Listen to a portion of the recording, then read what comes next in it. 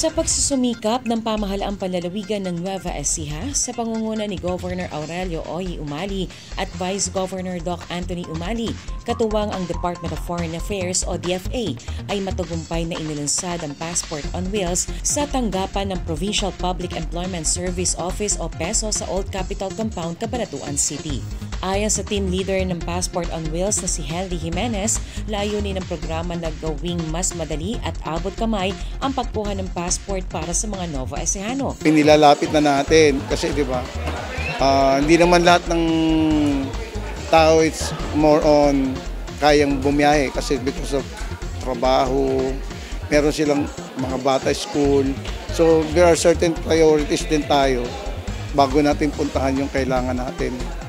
So ang ginagawa, kami pupunta para yung konting oras ma-minimize nila. Saad din ni PESO Provincial Head Maria Luisa Pangilinan, inaasahang makatutulong ang Passport on Wheels sa pangangailangan ng mga residente, lalo na ng mga malalayong lugar na magkaroon ng passport nang hindi na kinakailangan magtungo pa sa tanggapan ng DFA sa Metro Manila o kalapit na probinsya.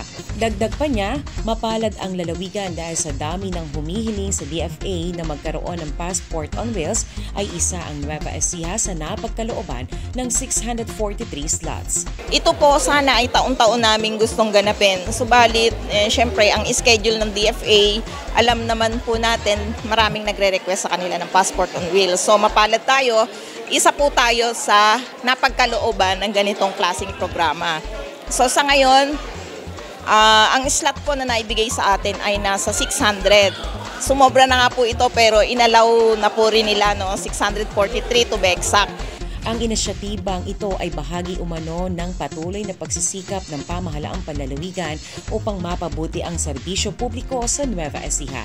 Nagpaabot naman ng pasasalamat sa DFA at Kapitolyo ang mga benepisyaryo dahil malaking tipid sa gastos at oras ang programang inihatid nito.